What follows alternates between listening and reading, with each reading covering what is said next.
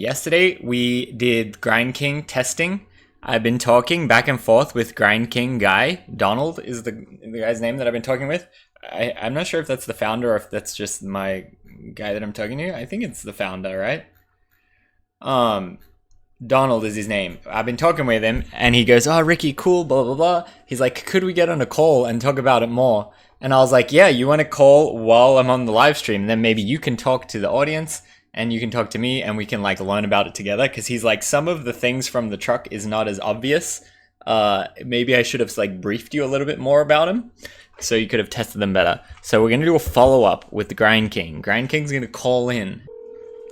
Let's see what happens. It should be like this. Hello. Yo, it's Ricky. Hey, what's up, Ricky? How's it going? Good. I really enjoyed watching your streaming yesterday. Yeah, cool. But I got scared. I got scared when I thought the nut fell out when you were adjusting it. So I was like, "Oh no, the truck's gonna fall apart." Yeah. Just for the record, like I'm live streaming right now, so we have like the live chat now. So you can kind of talk to them, and they can ask you questions, maybe too, like if they wanted to ask questions to you. Yeah. But yeah, sure. so I'll just give them a little bit of context what you said. We were emailing back and forth after the live stream, and Donald was saying he thought the nut like holding the hanger in fell out, and then he was like, "Oh my god, the whole truck's gonna fall off." But it was actually in the stream. It was like the tool, how it had the screwdriver part of the tool, that is what fell off. But what I was saying in that moment was like when I was tightening it and loosening it, the top bushing was getting like a little bit pressed out of the slot or whatever, and then I was kind of like fiddling, like loosening and tightening to like get it in the correct place. Did you get it in the right place for the rest of it? Was it fine? Yeah, it was fine. I tightened it and then I rode it a bit, and it kind of like pushed it in. I was thinking if I should take it all the way off and like take all the bushings out and sort of like re-put them in, but I just was loosening it a bit. I think you'll probably be fine. Just, my suggestion, because the thing I wanted to make everyone aware about the truck is that this is the most customizable truck that's ever been created for skateboarding. I wanted to create a truck because after years of talking to skaters and skating myself, I learned that everybody, especially skateboarders, are very unique. Like every skater has his own kind of thing going, or some people try to copy others, but for the most part, every body is different. We weigh differently, we skate differently, we have different styles, we have different terrains. So, to make a universal truck for everybody is impossible. If you don't, unless you can customize it. A lot of people change out their bushings and all that, but I wanted to take it a few steps further to where you could adjust the wheelbase. You can adjust the bushing configuration to give it different modes. So, for example, let's say you're gonna bomb a hill today. Well, you'd want to probably widen your wheelbase, and you'd probably want to maybe even take out you'd want to use that, because there's dual durometers. There's that black bushing at the top, which is a very hard durometer. It's like a super hard durometer. And then the middle bushing, you might say, the bushing that's the second bushing at the top still, that's more of a regular durometer, like the bottom bushing. So you've got these dual durometers. Now, if you use both like you did, which is the standard way, if you tighten it down, the concept was that the lower bushing, which is a softer durometer, will compress first, right? And then when you get to the extreme angle to where you're almost going to wheel bite, let's say, the top bushing kicks in. It's sort of like if you ever look at a car and you look at the spring on a car, the coil springs, you'll notice that the coil spring has a wider space, and then it gets kind of closer together. Yeah, okay. So the reason for that is that the wider space allows the suspension to move easier, because you want to, when you hit little bumps, you want that to absorb it. But then when it really compresses with a lot, like you hit a big bump or you're going really fast and you compress that, then the upper springs they don't compresses easily, so it starts to get gradually tighter as you push it down. That's kind of the concept I wanted for the dual durometer version of this, to where the first part compresses easier, and then as you get to that top, especially when you tighten it down more, it really gets stiffer. Yeah. Yeah, sick. And and then another thing is that, and I don't know if you've tried this yet, although I suggest you do, because it's every mode is different. So there's 4 modes with those bushings, right? So you did the standard one, which is hard top, medium bottom.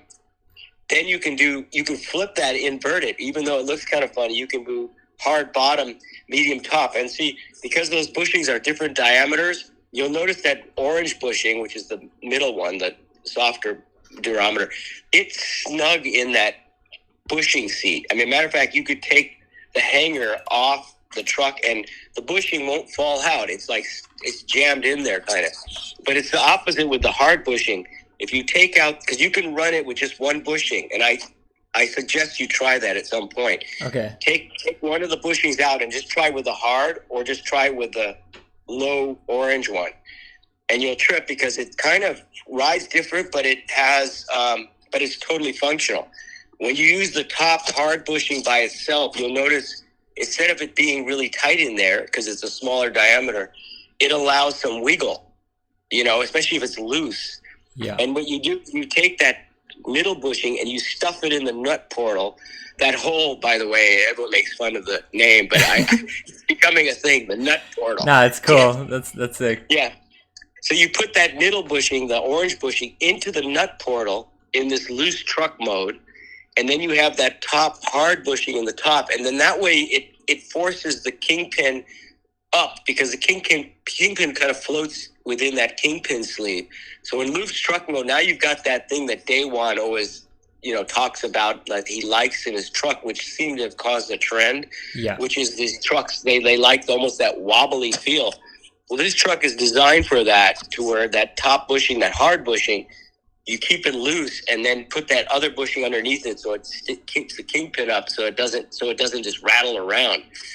Try that, and then if you want to try something else, tighten it down in that mode to where that top bushing is, instead of having free floating, if you really, let's say you're going to bomb a hill, you tighten that top bushing down without that bottom bushing, and it's going to be so stiff that the wheels will lift up. I mean, there's no way you'll get wheel bite. It's like the totally opposite effect.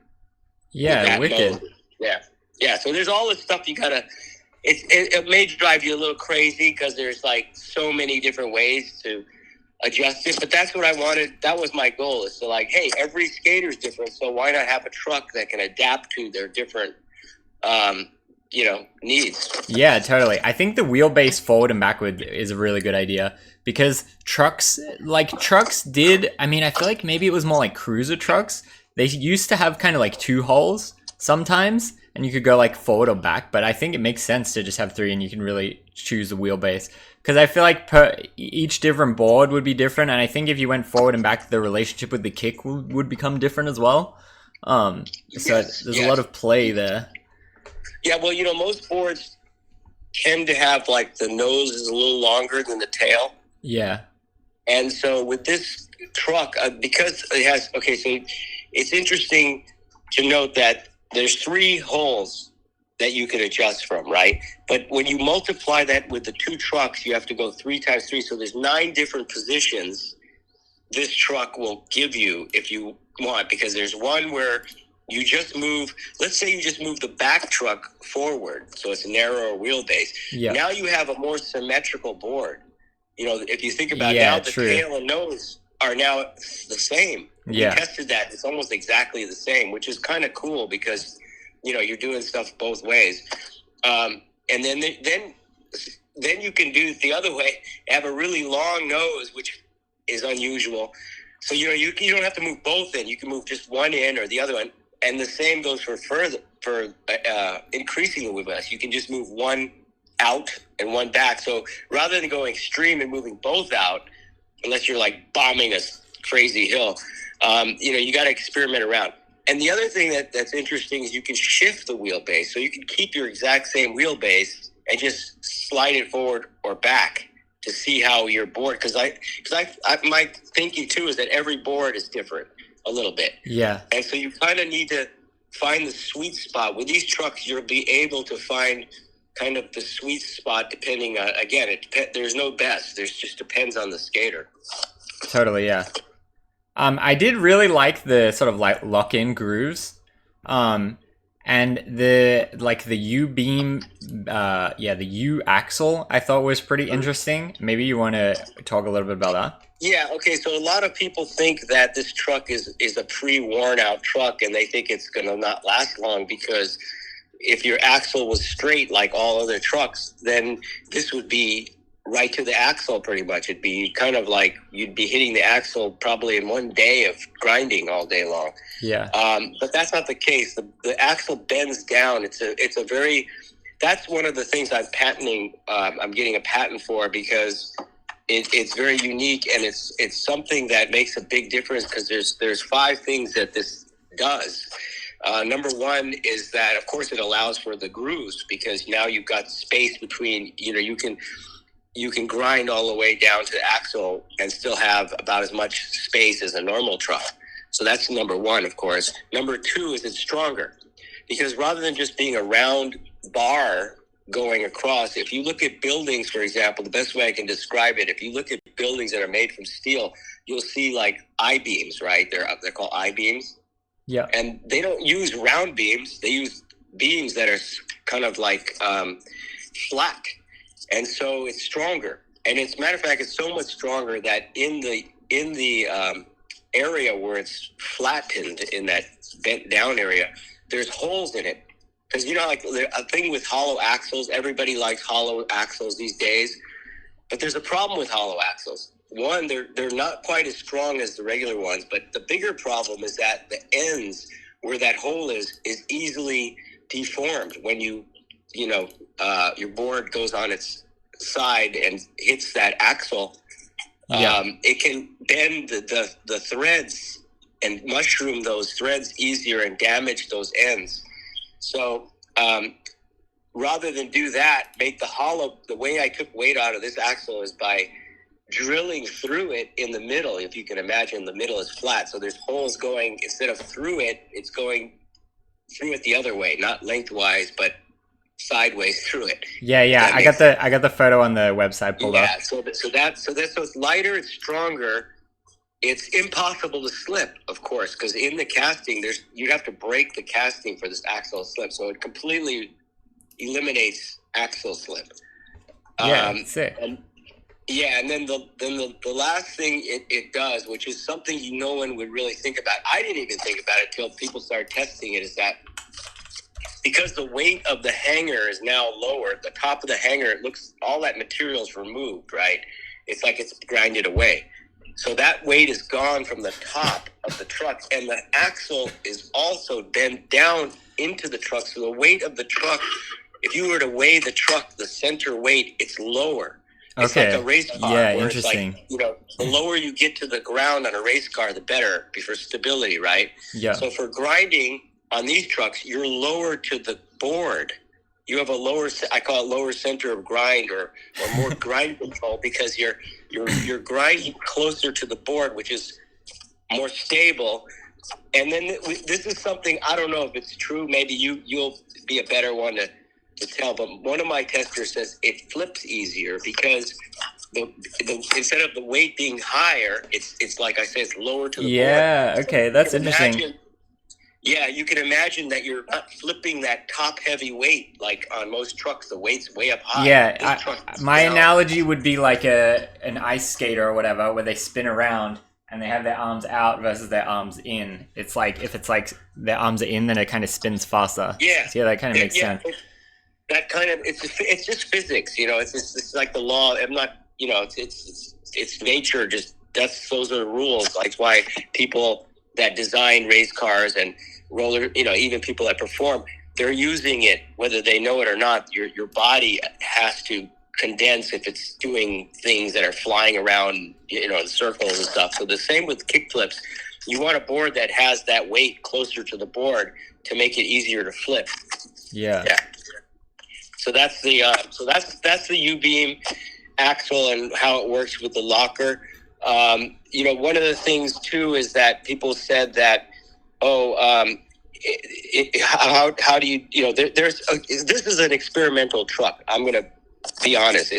There's a lot of innovations in there. Yeah. And my goal is that I call guys like you test pilots, because you're like the Chuck Yeager of the aerospace industry, the guys that are willing to put their, you know, literally neck out on the line to try new things. And that's how we got better airplanes, better cars. I mean, you have test drivers, test pilots. Right? What gets me a little sad is I feel like skating is like almost kind of like anti against innovation and technology and stuff. You know what I mean? They're very like, we have our way. It's good. Don't just disturb us, you know? So I think it's cool you doing stuff like this. Don't break it. Yeah.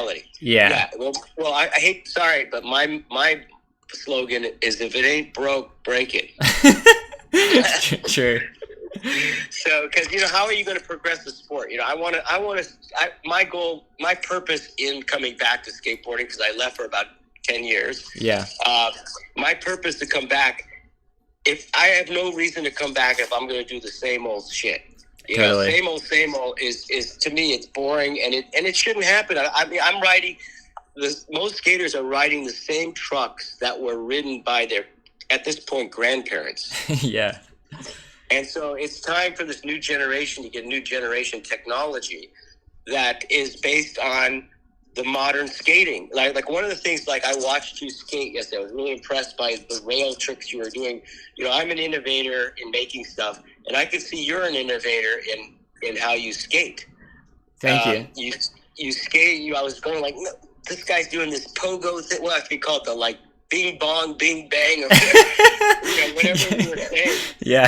I was going like, what? He's gonna go back and forth, and that's like, I've not seen that. And I compliment you for being willing to, you know, put these tricks out there. I mean, to me, it's kind of the same thing. You know, someone would say, oh, you know, that guy's a kook for trying to, that's not normal. That's not how we do grinds. Well, I mean, that's why some people aren't going to progress like you are, because you're willing to try something no one's ever seen before. The other one I saw you do that was really interesting, which actually got me thinking about the next version of the locker, because I said this truck is kind of an experimental truck for these test pilots that are some skaters out there that want to try something new to see if they can progress themselves. And one of the things you did that was really interesting was this one grind or like a board slide, actually. And you had the truck like all the way to the truck, and it was aimed down. You know what I'm talking about? That one part? And then I like ollied out, kind of. Yeah, and I was going like, no way, that's like so crazy that like I had not, you know, it's like you're putting this pressure on the truck right on the part where the kingpin is, and you're actually going to pop out. And that's where I was thinking, like, if you notice on the grind on that truck, it's really smooth there. Like, it's not like like most trucks. If you take most trucks and you rub your hand on that area where you were doing that, you have this like very bumpy thing. There's washers. It sticks out. It's not as smooth. It's like very. There's a lot of interference in there, you might say. You couldn't just take your hand and rub it across smoothly. On the locker, you'll see you can, and I did that on purpose for making. I didn't expect that though. That to me is like a best case example of why I did that. Yes. When you were doing that. So when you were doing that, I was going, yes, that's showing exactly that part of the truck that most truck designers don't pay attention to. What I noticed in skating is occasionally like you do tricks where the board slide hits, like obviously I was doing that deliberately, but sometimes people just casually hit. And if you ever have very long hardware and try to do that, it makes an absolutely awful sound because the hardware will actually like hit the rail. Right. That's kind of what got me aware of like, oh yeah, like I kind of want that part to, you know, have no resistance sort of thing. Yeah, I mean, to me, a truck should be designed. It's almost like organic. Like I look at a truck like I was telling him one of it's almost like a woman's body. There should be sexy lines, and it should be smooth. How it just like rolls over things. Everything should be designed for the surface it's on. That's why the locker has those grooves, because for people that do rails like that, you want to have that extra confidence, because people say, well, you got to earn your grooves. Well, you're going to have to earn your deep grooves on this one. And it's called the Deep Groove Club. At this point, nobody has yet to join the Deep Groove Club, which means that when you get to the axles on these, it's going to look trippy because it's going to look like you grind it all the way through the axle. You know what I'm saying? Yeah, for real. It's going to be an optical illusion. It's going to be like, wait a sec, that truck, you're past the axle. Yeah. So you can imagine how crazy your lock-ins are going to be when you've got that deep groove going. It's going to be, we don't know. It might be terrible. It might be just like, oh my God, now I can do grinds like never before on rails that are just insane. So I'm hoping anyway. Yeah. And then some people saying like, it's too grooved. Maybe it should be just a little more subtle. I mean, maybe we'll find out. That's why you test pilots are important to Grind King's future, because I'm working on the Locker 2 already, just so you know. That's sick. Yeah. The way I roll out trucks is that as soon as I come out with a truck, the day one that's out, I'm already working. Day 2, I'm working on the next version. Yeah. And I think that's really cool. Like, I think, in the last 10 years or whatever, how many new trucks come out, like literally all the time. But like you said, they're all just the exact same. So like no one cares. But I think with this, in skating, everyone's talking. They're like, whoa, did you see these new trucks? That's crazy. Like, oh my God, how's it going to go? What's this? What's that? Like, there's a lot of attention on it. You know what I mean? And it's like what you're saying. Everyone's been doing the same thing for so long. And it's like you came back to do something different. I think that's really cool. Yeah, and then this time around, what I learned from making trucks in the past, because I've been making trucks since 1990, so what's that, 35 years almost, right? So I have some experience, and I've made a lot of mistakes. You learn from your mistakes more so than your victories, I think. And one of the things that is important on this time around, now that I'm back, is that one of the things I'm going to do differently is that I'm Team Grind King, which is anybody who wants to join, and these test pilots, which are guys like you, they're the ones that are really going to progress skateboarding, because I'm just the guy behind the scenes designing these trucks, and I'm designing them for you, not me. I'm older now, so I can't skate like that anymore. Yeah, for sure. Skate like that, to be honest. But your feedback and suggestions, and after you ride this, you tell me how I can improve it, and that's what's you'll see in the next version. Yeah. Awesome. Yeah. The chat is asking 2 things. They're saying, can you talk about the height and can you talk about the weight? So I wasn't sure if those were higher or lower. Like, I was kind of measuring from the center where it says locker on the hanger. Mm-hmm. Are they slightly higher than normal trucks, or are they about the same? And then what's the weight? They're about an Indy. They're basically an Indy. I've always liked Indy when I used to skate, so I kind of modeled these after the Indy geometry and Indy height. Now here's something this is something I want to ask you, and your listeners. Yeah. Trucks are generally, there's like, high, mid, low kind of thing, low. Some people like low trucks better. This is not a low truck. This is more of a Indy height truck. Now that I used to make a low truck, and I am going to make a lower version of this truck. But here's the question: is that it goes back to just kind of logic and physics. To me, what makes sense is that as a board gets wider, you need a higher truck. If the board's really skinny, let's say a 7.75 versus, a board that's a 10-inch board, well, the 7.75 truck should have a much lower truck than the 10-inch board, because of the fact that the further the axles are out, the more room you need before you're going to get wheel bite. So if I made a low truck that was 10-inch wide, you get wheel bite like almost instantly. Yeah. And if I made a high truck on a 7.75, it'd be kind of almost unstable. So my question is that should I make, on this next round of lockers down the road, locker 2, you might say, should I make the sizes slowly increase in height as I go wider. So in other words, let's just say a 775 is a 49 millimeters high, right? Yeah. Then comes the 8.0, which now is 50 millimeters high. Then comes the 825, 51 millimeters. You know what I'm saying? That kind of thing. Do you think that's a good idea? Yeah, I mean, I think that makes sense to me. I guess just you would have the decision to make, like, what is my standard ratio or whatever. Because then some people like higher, some people like low. Honestly, like, my life, I mainly skated crux, then I switched to indie for a long time, then I switched back to crux. And, like, I didn't even know if they were high or low. I think they only just, I don't know, did crux do highs and lows? I think they just had one size. So, yeah. like... Well, yeah, and that, as again, is one size does not fit all. Yeah. You know, that's what I've learned. The skaters are very nitpicky. They're very tinkery. They like to do all this weird shit. That's why I made this truck very customizable, because I figured there's a lot of skaters like me or these tinkerers that like to mess around and modify, and this is the perfect truck to do that. And it's also, like I say, I'm welcoming everybody out there that may be listening to, you know, give us feedback, give us suggestions, tell us what's not good, tell us what's good, what should be better, all that stuff, because that's all that data is what's going to make this next truck even better. But you got to first try this, because you don't want to start changing things without a good amount of people. You know, it would be foolish to just start changing it without testing it first. Yeah, totally. And yeah, I think you got a good starting point, and then you can really see the feedback and see, like, what you want to do or not type thing.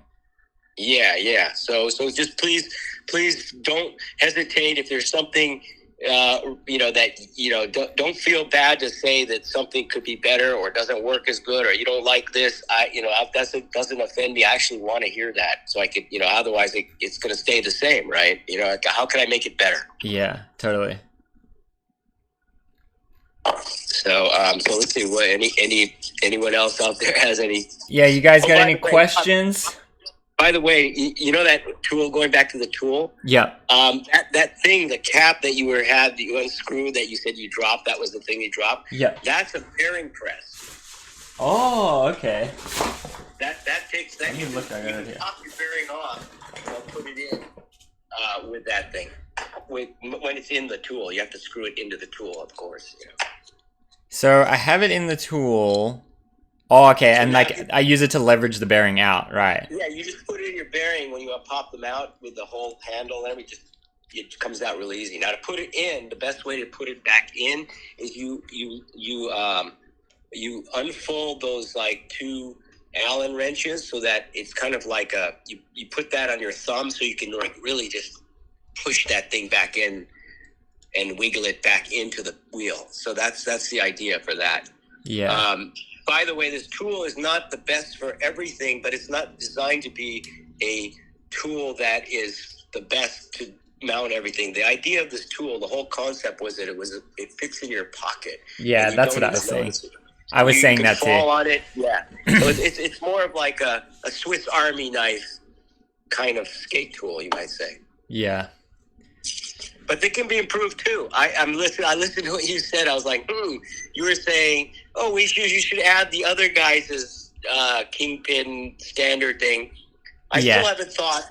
It kind of bothers me to do that, because I've always wanted to make a statement that, you know, this is the way it should be for Grind King anyway. I mean, other trucks, there's enough tools that have that. But it's a good point.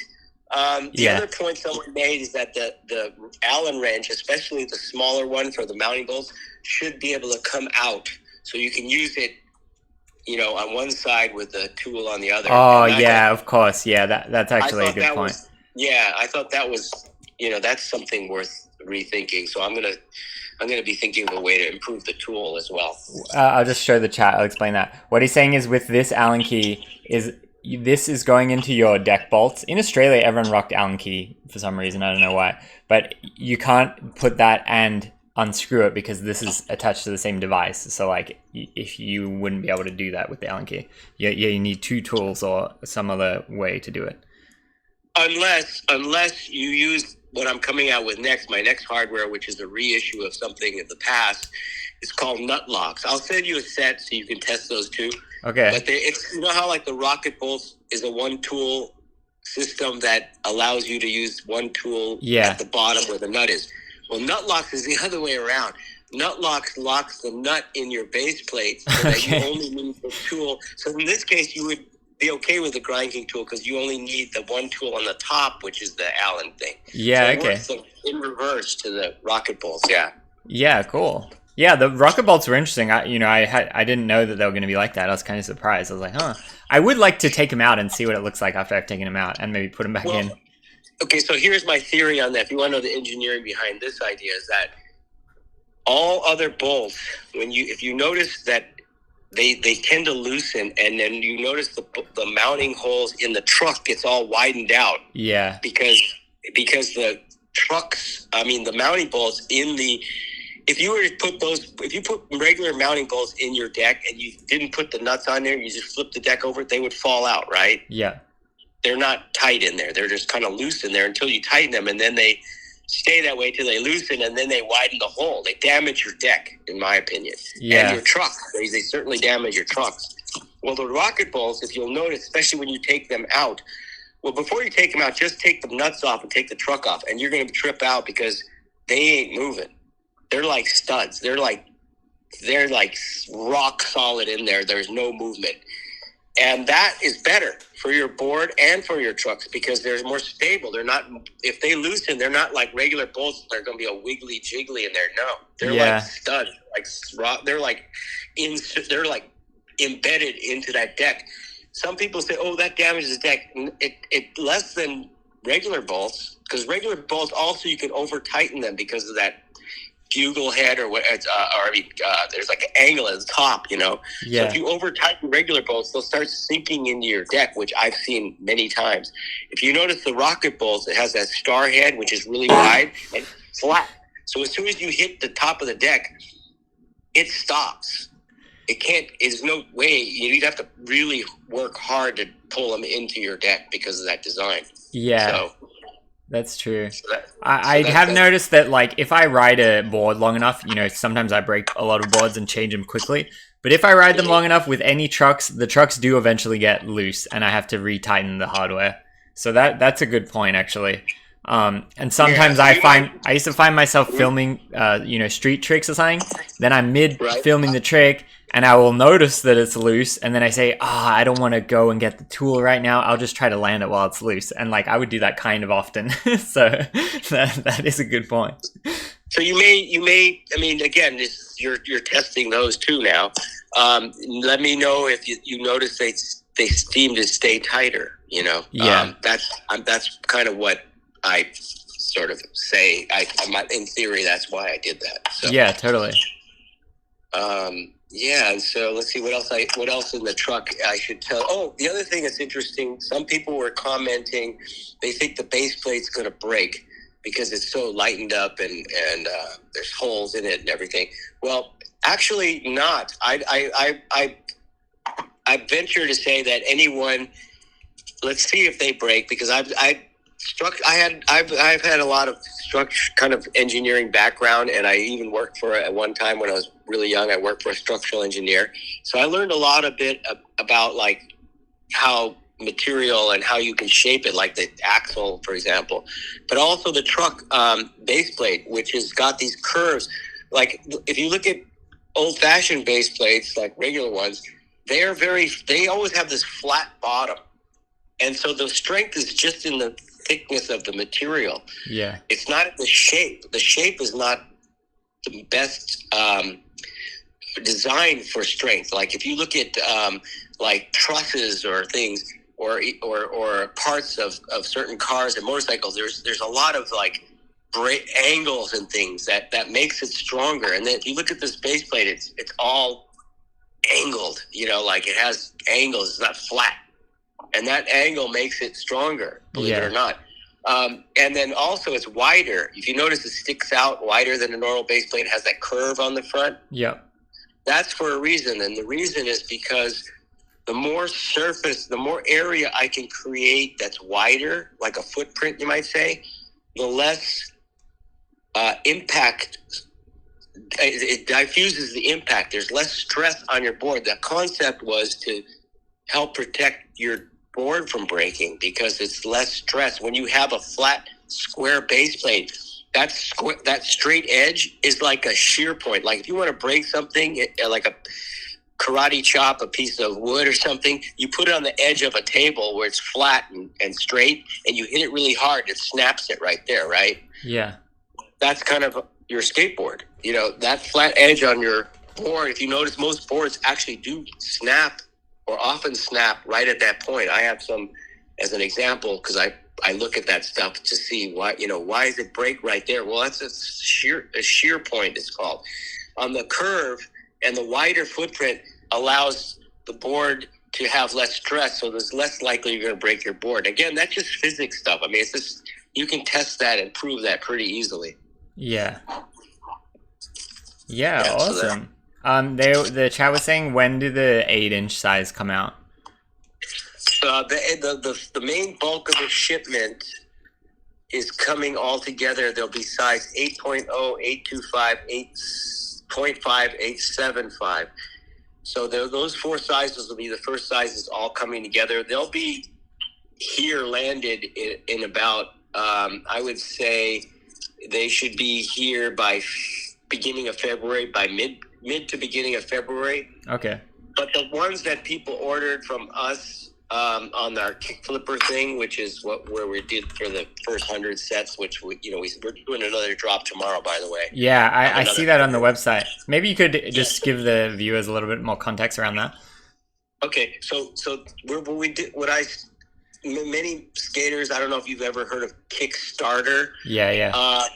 Which is like a crowdfunding platform. So I got really interested in that, and I started studying that, and I was going like, they take a cut of it, and it's not really a skateboarder thing. I was thinking, it's a cool idea, but what if I could do something for skateboarders that were straight up, that's my peeps. I don't need to like find them on Kickstarter. I'd rather just go straight directly to skaters and create a platform called Kickflipper.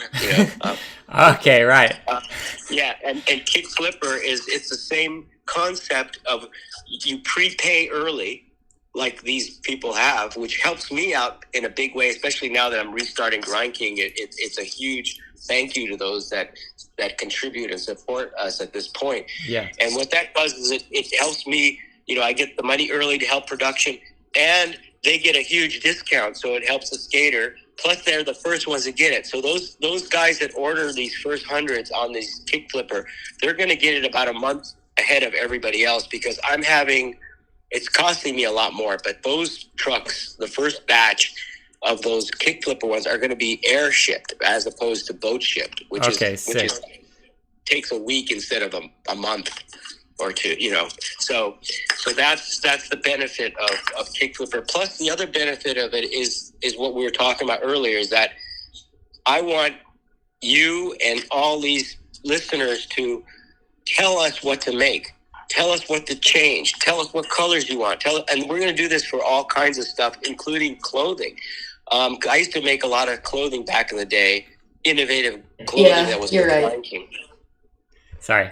And so I think that this is an opportunity for skaters to have more say in the future of skateboarding, and especially in the future of skateboarding gear and trucks, all this stuff. I mean, every skater, in my opinion, is really what I want to hear from skaters on what I should make. Because if I make it myself and think what I think is great, I'm a little out of touch, to be honest. I don't skate. I'm older now, so I have to be. My contribution to skateboarding now isn't my skateboarding. It's more of what I can make for you guys. Yeah, the expertise. Yeah. That's sick. Yeah. So that's the idea behind what I'm trying to do with Kickflipper. Yeah, cool. So when the pre-order comes out tomorrow in 20 hours, how much do the trucks cost and stuff? Well, they're 20% off, so I think they're like normally these trucks, because there's a lot of stuff in there, so these are more high performance. I like to say trucks. Sorry, what was that?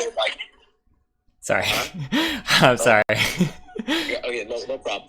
So there, the normal price is I think 85.95 for silver, 89.95 for the colored. But with the Kickflipper, it's 20% off of that. Yeah, So awesome. I think there's a yeah. So the first batch was 30% off, but I have to tier it out because I'm trying to. One of the things we're going to do too, you'll see, is we're gamifying we're going to try and offer contests and gamify ways where skaters can be more involved and win stuff or get discounts or be test pilots, that kind of thing. Yeah. It makes it more fun, anytime you can gamify an experience. By the way, I'd like to even offer potentially, since you've been so helpful, maybe get you a set you can give away. That would be awesome. That would be sick. Yeah, I appreciate that for sure. Yeah, they've been the audience has been very interested. Like what we were saying is like new innovation with like a lot of intention behind it. I think it's very like intriguing. So I think you'll get a lot of information back, when the sort of like wider release goes, and then you can just go on YouTube and write Grind King trucks, and there'll be like a lot of reviews. Oh, okay. Well, yeah. Well, I think this is the new age we live in, where it's like it's kind of so interesting for me because I came from the older school of when Dogtown was the big thing back in the early 80s, well, kind of late 70s to early 80s. It was a lot different then. It was more like it was very exclusive if you were cool. Like you couldn't be part of the Dogtown thing or part of any brand back in the day unless you were like super cool and ripping. And so it was pretty much just for mostly people in California, because that was kind of the epicenter. So a lot of skaters that may have deserved credit never really were part of that club over here. And I think that the world today, it's changed. It's more of there is no borders. It's like it's everywhere. I mean, we're here. We're talking. You could be in, Russia talking to me. It doesn't matter. It's just like we have the same conversation. Totally. And so I think it to me the big difference I see in the opportunity is that we can connect with more people.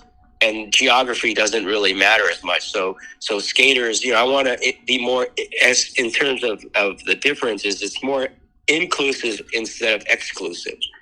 Yeah. And I think that there's, we want to feature, any skater that has an interesting story or is doing something interesting that's maybe not even skateboarding. I mean, there's a lot of skaters that are great musicians, great artists. Yeah, well, what's kind of cool now is that like now that skateboarding's a bit older, you have all these people just living normal lives or whatever, but then their past history is like, oh yeah, I used to be a diehard sponsored skater, and now I work for the government, and now I do this. So like now the sort of like skate mentality, culture, understanding is like implanted in so much more things, whereas back in the day it was like everything's so new that like that didn't really exist. Mm-hmm. Yeah, and the stories that go, people in this day, they want to hear a story. That you have a story, I have a story.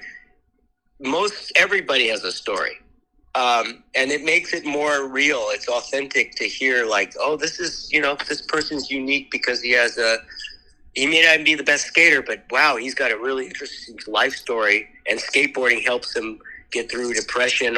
There's all kinds of stories I've heard that are just like, wow, that's inspiring.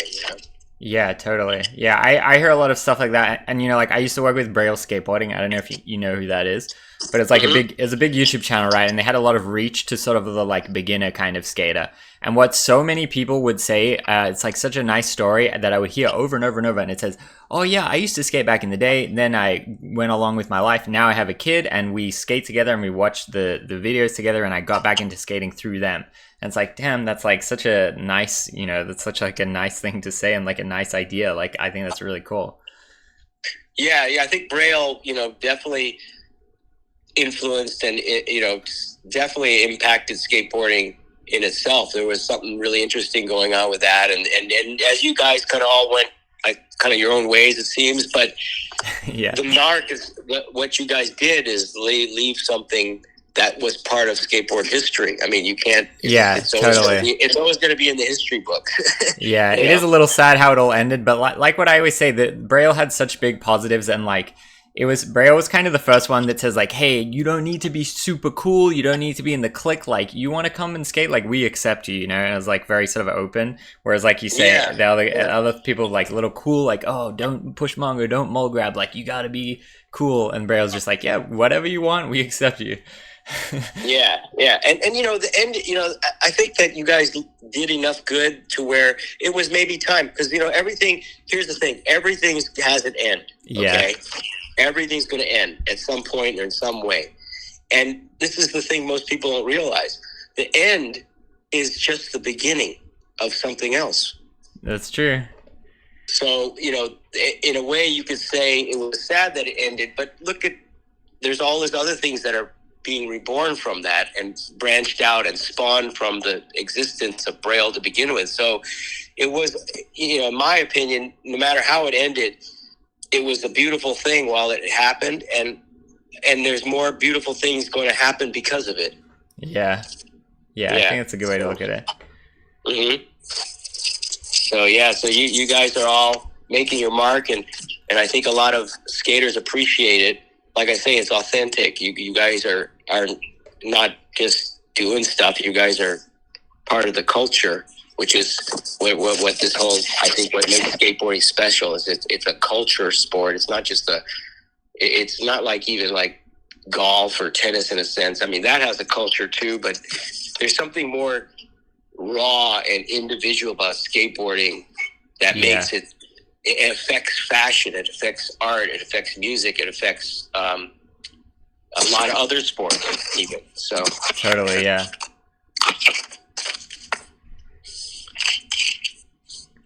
Cool. They say, as an engineer, I absolutely love this. Oh, cool. Yeah. Cool. All right. Well, is there any final things? I might let you go. Yeah, I would say that if people just remember, we're doing this thing #FTWG. So if anyone wants to do that, they get in our that's our kind of for those who grind, in case people. Okay, what was it? Sorry, FT FTWG #FTWG. Okay, FTWG. And that's kind of we're kind of rolling with that for a while. So I'll just plug that. But other than that, just I'm stoked that you got to try them. I'm really I was impressed by your skating, and anything I can do for you or your fans, let us know. If you want to, like I say, I'll donate a free set, so you got you can maybe think of something, and we could do like a challenge, and then the winner can get them. That'd be cool. Yeah, I'll leave that challenge up to you, whatever you think might be cool. So just hit us up. Yeah, awesome. That sounds really good. And yeah, guys, grindking.com, 20 hours until the new drop, and you're getting 20% off. That's correct. And people that are international, a lot of them got dogged on the last one because I forgot to turn on the international shipping button. Yeah, right. We're working on all the, but give us a little, we'll get there. Each one will get better. I think we got all the problems solved in this next drop though. So just 9 a.m. Pacific Standard Time tomorrow. Awesome. Yeah, just under 20 hours from now. Yep. Perfect. Cool. Well, yeah, it was really nice to talk to you, Donald, and I appreciate you sending the trucks to me. And I think I think you're onto something cool here. I really like hearing the thought process, and like how like passionate you are about it is like really cool, really refreshing. Well, thank you. That inspires me even more. So, thanks on that. Awesome. All right. Everyone say bye to Donald. All right. All right. Thanks for that. Don. Later. Have a good day. Bye. Yoo-hoo. That was fun. Legend. That's kind of like the first time I've done like a long phone call of someone that I just met. See, guys, this is what I keep saying for the stream. I want to do stuff where it's like the first meeting is on stream. The new thing is on stream. I feel like that's like so cool, Like me and him just texted a tiny bit and they're like, you want to call? Yeah, can we do it on stream? Yeah. You guys, you don't like the name Kickflipper? The reason he said Kickflipper is because it's like Kickstarter, Kickflipper. I will admit though, when I read this yesterday, I was like, "What's Kickflipper? Huh? Is that the name of the truck? No, the name is Locker." So I was a little confused too. So I guess maybe can make it more clear. But I mean, that's cool though. So it's what he's saying is basically like a pre-order. So it's like you're helping facilitate it all happening by doing these pre-orders instead of them just being available. Got to test the wheelbase widths and the different bushing configurations. Yeah, we can definitely do that next session. Grind King skate tool is a fun little thing to shove in my jacket. Nice. Yes, it is. It is cool. But yeah, that is an interesting point. Is that it right now, like what we were saying, it is for the Grind King ones because you can't use this and you can't turn an indie truck right now. Locker truck, I don't know, I guess. But yeah, that was fun. I like this photo too on here. It's kind of Braille vibes. Arriving soon. That guy seemed very nice and passionate about it though. I think that's cool. I think he probably has an interesting story. Grind King being successful back in the day, then basically dies, and then now it's like rebirth. I think it's very cool. Gotta get the first deep grooves. It looks cool, I just don't like the name. Yeah, that's okay. Welcome to Rick's life. Welcome. Alright, anyway. Okay, that's the end of that. It seems like he will set out to make a truck that day one will skate to. I think we could do a thing where I do a challenge. It's like how many meters, how many feet can I grind in one day or something? And then whoever guesses the closest wins the trucks, maybe. Maybe we could do something like that. Is what I was initially thinking when he said he would do the giveaway. Now call Tony Hawk and ask him about a ride.